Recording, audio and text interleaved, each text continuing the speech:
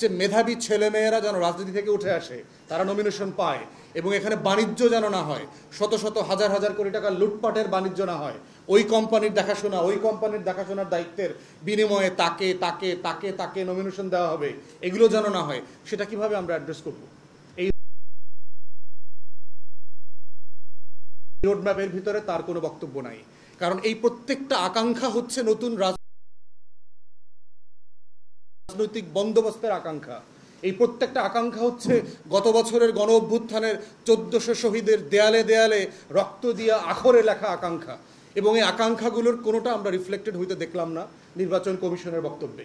এরপরে দেখেন, ক্যাম্পেইন কস্টের দ্বিতীয় জায়গা হচ্ছে নির্বাচনের উপকরণ, যেগুলো ছাপাতে প্রচুর খরচ হয়। লিফলেট, ব্যানার, পোস্টার, ফেস্টুন, এইটা সেইটা যেটা আছে, এগুলোতে খরচ হয়। আমরা বারবার বলেছি একটা কমন লিফলেট করে দেন প্রত্যেকটা কনস্টিটিউয়েন্সিতে, নির্বাচন কমিশন তার খরচে করে দেবে। একটা কমন পোস্টার সাটার জায়গা করে দেবে, যেন সারা বাংলাদেশ নির্বাচনের সময় পোস্টারময় না হয়ে যায়। পরিবেশের কি পরিমাণ ক্ষতি হবে চিন্তা করেন, কি পরিমাণ গাছ কাটতে হবে, কি পরিমাণ কাগজের অপচয় হবে শুধুমাত্র একটা ইনফরমেশনের জন্য, যে আমি তমুক দল থেকে দাঁড়াইছি, আমার মার্কা তমুক, আমার ব্যালট নাম্বার তমুক। এই চারটা ইনফরমেশনের জন্য কি পরিমাণ হাজার হাজার কোটি টাকার অপচয় হবে। বলতে পারেন এটা তো একটা অর্থনীতি, ওই ব্যবসায়ীরা তো লাভ হবে। ওই অর্থনীতিতে কার, যার কালো টাকা আছে, যে সজ্জন মানুষ ভালো রাজনীতি করতে চায়, নির্বাচন করতে চায়, সেই ছাপানোর টাকা কোথায় পাবে? এই লাখ লাখ টাকা কোত্থেকে আসবে? সেটার কোনো আয়োজন আমরা দেখলাম না। আমরা বারবার বলেছি কমন ম্যানিফেস্টো করে দেন, কমন ব্যানার করে দেন, কমন ফেস্টুন করে দেন, এবং লোকাল প্রশাসন ঠিক করে দেবে যে এগুলো স্থানীয়ভাবে কোথায় সাটা হবে। তাহলে সবাই জানবে, এক জায়গাতে গিয়ে তথ্যটা পড়বে। বাড়িতে বাড়িতে প্রয়োজনে মাইকিং করে পোস্টার বিলি করার ব্যবস্থা করে দিয়ে আসেন। আপনার লোকাল তথ্য আপা, লোকাল স্বাস্থ্য আপা, লোকাল কৃষি কর্মকর্তা, লোকাল প্রশাসনের মাধ্যমে এটা করেন। আর একটা খরচের জায়গা হচ্ছে মিছিল সমাবেশ। আপনারা জানেন যে নির্বাচনকে ঘিরে প্রত্যেকটা রাজনৈতিক দল ব্যাপক মাইকিং করবে এলাকাতে, দিনে রাতে গান বাজনা, কনসার্ট, ব্যাপক পরিবেশ দূষণ হবে এবং ব্যাপক শব্দ দূষণ হবে। এবং এটা করতে গিয়ে কোটি কোটি টাকা, হাজার হাজার কোটি টাকা নষ্ট হবে। যাদের সামর্থ্য আছে তারা এগুলো নিয়ে কথা বলছে না, কিন্তু যারা রাজনীতিতে পরিবর্তন দেখতে চায়, রাজনীতিতে গুণগত বিনির্মাণ দেখতে চায়, আমরা বারবার বলেছি যে এই সমাবেশ করবার জায়গা, ম্যানিফেস্টো ঘোষণা করবার জায়গাটা একটা কমন প্লেসে নিয়ে আসেন। লোকাল কনস্টিটিউয়েন্সিতে এক জায়গাতে এসে সব রাজনৈতিক দল তাদের কমন ম্যানিফেস্টো ঘোষণা করবে, সাংবাদিকরা সেখানে যাবেন, সেখানেই প্রশ্ন উত্তর হবে। এবং এটা প্রয়োজনে এক কনস্টিটিউয়েন্সিতে আপনি 5টা করেন, কিন্তু কমন প্রোগ্রাম করেন, এবং এই খরচটা আপনি লোকাল প্রশাসন বিয়ার করুন। এখন বলতেছে, তারা আমাদেরকে যুক্তি দিচ্ছে যে ভাই বড় দল, সে তো 500 লোক আসবে না। 500 লোক আসবে কেন? আপনি দল ঠিক করে দেবেন। ঐকমত্য কমিশনে আমরা একটা মিটিং হলে গিয়ে সবাই মিলে কথা বলেছি না? তাহলে যার যার দলের পজিশনকে ঐকমত্য কমিশনে আমরা প্রচার করতে পারি নাই, সেটা কি সারা দেশের মাধ্যমে, গণমাধ্যমের মাধ্যমে সারা দেশের মানুষ জানতে পারে নাই? পারছে তো। তাহলে আমার হাজার হাজার লোক দিয়ে কাজটা করতে হবে কেন? এটা তো 60-এর দশকের মডেল। যেই জমানাতে মোবাইল আছে, ফেসবুক আছে, ইন্টারনেট আছে, ইউটিউব আছে, সেখানে কেন লাখ লাখ লোকের সমাবেশের নাটক করে হাজার হাজার কোটি টাকা করতে হবে? কেন করতে হবে? এবং এই সমাবেশ করাকে কেন্দ্র করেই কিন্তু সহিংসতা তৈরি হয়, সংঘর্ষ তৈরি হয়, গ্রুপিং পলিটিক্স, রামদা মিছিল তৈরি হবে, এলাকায় কে কোন পক্ষ, কে কার গ্রুপ, এগুলো তৈরি হবে। তাহলে যদি লোকাল প্রশাসনের উদ্যোগে একটা ম্যানিফেস্টো মিটিং হয়, যেখানে, অথবা 5টা ম্যানিফেস্টো মিটিং, এটা লোকাল প্রশাসন ঠিক করুক, নির্বাচন কমিশন ঠিক করুক, তাহলে খরচের দায় কমে যাচ্ছে। থার্ড হচ্ছে, আপনার খরচের বড় জায়গা হচ্ছে নির্বাচনের দিন। আপনারা যারা সাংবাদিক হিসাবে নির্বাচন কভার করেছেন, আপনারা জানেন প্রত্যেকটা সেন্টারে, প্রত্যেক প্রার্থীকে আপনার সেন্টারে বুথ হিসেবে 4টা, 5টা, 10টা রুমে পোলিং এজেন্ট দিতে হয়। এই এজেন্টকে প্রত্যেক দিনে, ওই দিনের জন্য 1000 টাকা, 2000 টাকা থেকে শুরু করে আরও বেশি টাকা ক্যাশ দিতে হয় প্রার্থীকে। এরপরে হচ্ছে তাদের খাওয়া দাওয়ার দায়িত্ব, এবং আরও 50-100টা লোক রাখা লাগে ওই সেন্টারে, মারামারি, সিকিউরিটি, তারপরে ভোটারদেরকে ওয়েলকাম করা, এগুলো করতে।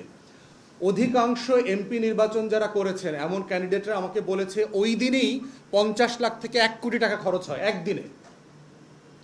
তো আপনি 25 লাখ টাকার গল্প আমাদেরকে শোনাইলেন। আমরা কি এই দেশে ডাইল চাল সিদ্ধ করে খাই না? আমরা কি কাঁচা চাল খাই? আপনি 25 লাখ টাকাতে একটা মেম্বার নির্বাচনে সে বেশি টাকা খরচ করে। তাহলে আপনি এই 25 লাখ টাকার দিলেন, আপনি থ্রেশহোল্ড বলে দিলেন, কিন্তু আপনি রাষ্ট্র খরচের কোনো দায় নিচ্ছে না, দায়িত্ব নিচ্ছে না। এটা কিভাবে সম্ভব? হাত পাও বেঁধে আপনি বলছেন হলফনামায় মিথ্যা কথা লিখবেন না, কিন্তু তাহলে আপনি রাষ্ট্র আইন করে প্রত্যেক প্রার্থীকে মিথ্যা কথা বলবার জন্য বাধ্য করছে, এবং তারপর তাকে আবার আপনি মনোনয়ন বাতিল করবেন, শাস্তি দিবেন, কোর্টে নেবেন। এগুলো ডাবল স্ট্যান্ডার্ড না? এটা তো সংস্কারের নির্বাচন কমিশন হইল না। অতএব সেই জায়গায় আমরা বোধ করছি ক্যাম্পেইন কস্ট, ওই দিনকার তো পুলিশ থাকবে, ওখানে আনসার থাকবে, পোলিং এজেন্ট থাকবে, সরকারি কর্মকর্তা কর্মচারীরা স্কুলে থাকবে, তাদের তো আর সরকার খাওয়া দাওয়ার ব্যবস্থা করবে, তাদের তো ওই দিনকার সরকার একটা ভাতা দেয় ওই দিনকার দায়িত্ব পালন করবার জন্য। তাহলে পোলিং এজেন্টের ভাতাটা দিতে সমস্যাটা কোথায়? পোলিং এজেন্ট যদিও দলীয়, কিন্তু সে তো রাষ্ট্রের দায়িত্ব পালন করছে, সে তো সরকারকে সাহায্য করছে ওখানে গিয়ে। অতএব সেই বাস্তবতাতে আমরা বোধ করছি নির্বাচনের দিনের খরচ যদি সরকার রাষ্ট্র দায়িত্ব নিতে পারে, এবং দায়িত্ব নেওয়া সম্ভব, যে পরিমাণ টাকা দরকার এইটা যদি সরকার দায়িত্ব নিয়ে করে, আইন শৃঙ্খলা বাহিনী কাজ কমে যাবে, ভায়োলেন্স কমে যাবে, সহিংসতা কমে যাবে, কালো টাকার ছড়াছড়ি কমে যাবে, এবং এর মাধ্যমে আপনাদের যেটা হবে একটা স্বচ্ছ ভালো নির্বাচন আমরা দেখতে পাবো, এবং এটার মধ্য দিয়েই হচ্ছে ভালো রাজনীতি তৈরি হবে, ভালো রাজনীতিবিদ তৈরি হবে। সৎ মানুষ, ভালো রাজনৈতিক নেতাদের টাকা থাকে না। অতএব ভালো রাজনীতিবিদ এই জাতি চায়, কিন্তু স্বচ্ছ রাজনীতিবিদ তৈরির কোনো দায়িত্ব এই রাষ্ট্র নেবে না। এটা তো ডাবল স্ট্যান্ডার্ড হয়ে গেল। পৃথিবীর বহু দেশে আপনার ভালো রাজনীতি তৈরি করবার জন্য রাষ্ট্র ফান্ড করে পলিটিক্যাল পার্টিকে, নির্বাচনকে ফান্ড করে, ইলেকশনের কস্ট বেয়ার করে, কিন্তু সেইটা আমরা এখানে দেখতে পাচ্ছি না। তাহলে নির্বাচন কমিশন যে রোডম্যাপ দিয়েছে সেখানে গুরুত্বপূর্ণ অনেক জিনিস যেমন এসছে, কিন্তু সংস্কারের যে একটা গণ অভ্যুত্থান পরবর্তী যে আকাঙ্ক্ষা, সেই আকাঙ্ক্ষাগুলো আমরা এখানে দেখতে পাই নাই, এবং আমরা বোধ করছি যে এখনো সময় আছে, যদি আপনারা চান এই কাজগুলো করা সম্ভব বলে আমরা বোধ করছি। এবং এইটা করতে পারলে যেটা হবে, আমরা একটা ঐতিহাসিক নির্বাচন করতে পারবো, এবং আমাদের পক্ষ থেকে আমরা এটাও সিসিটিভি দিয়ে নিয়ন্ত্রণ করতে পারবেন। আপনি প্রত্যেক রুমে সিসিটিভি বসাইলে একটা সেন্টারে আপনার 20টা সিসিটিভি বসাইতে হবে, একটা মাঠে করলে আপনি 5টা সিসিটিভি দিয়ে করতে পারবেন, সরকারের খরচ এখানে কমে আসবে। অতএব এই মৌলিক জায়গাগুলো যদি আমরা অ্যাড্রেস করতে পারি, তাহলে আমরা মোবাইল ভোটিং সেন্টারের কথা বলেছি, যে যেখানে যেখানে সুযোগ আছে আপনি দেখবেন যে বিশ্ব সাহিত্য কেন্দ্রের গাড়ি আছে, মোবাইল লাইব্রেরি, বাংলাদেশে মোবাইল পোস্ট অফিস আছে, মোবাইল ব্যাংকিং আছে, ক্যাশ মেশিন আছে, দেখবেন বিভিন্ন মিটিংয়ে বড় বড় সমাবেশে মোবাইল এটিএম মেশিন নিয়ে যায়। যেখানে যেখানে আইনশৃঙ্খলা বাহিনীর সিচুয়েশন নিয়ন্ত্রণের মধ্যে থাকবে, এমন জায়গাতে আপনারা মোবাইল ভোটার কেন্দ্র করতে পারেন, যেন দূর থেকে খেওয়া পার হয়ে অটোতে করে এই ফুসপানির টাকা নিয়ে ভোট কেন্দ্রে আসতে না হয়। রাষ্ট্র ভোট কেন্দ্রকে বাড়ির দরজা নিয়ে যাবে, এতে অবৈধ টাকার লেনদেন কমে যাবে এবং খরচও কমে যাবে দুই দিক থেকে। যেই কাজগুলো করা সম্ভব, এইরকম সিরিয়াস সংস্কারের কাজগুলো নির্বাচন কমিশনের কাছ থেকে আমরা দেখতে চেয়েছিলাম, কিন্তু আমরা বোধ করি যে তারা আসলে আগের মতোই একটা ট্র্যাডিশনাল নির্বাচন দায়সারা গোছের করবার দায়িত্ব নিচ্ছেন, এবং এই দায়সারা নির্বাচনটা ওনারা করতে পারবেন কিনা এই ব্যাপারে আমাদের আশঙ্কা আছে। কারণ গত সপ্তাহে নির্বাচন কমিশনের শুনানির মধ্যে যে মারামারি লেগে গেল, যে নির্বাচন কমিশনের অফিসে নির্বাচন কমিশনারদের সামনে যারা আপিল শুনানিতে দুই পক্ষের নিরাপত্তা দিতে পারে না, তারা কোন লেভেলে নিরাপত্তা দিবেন?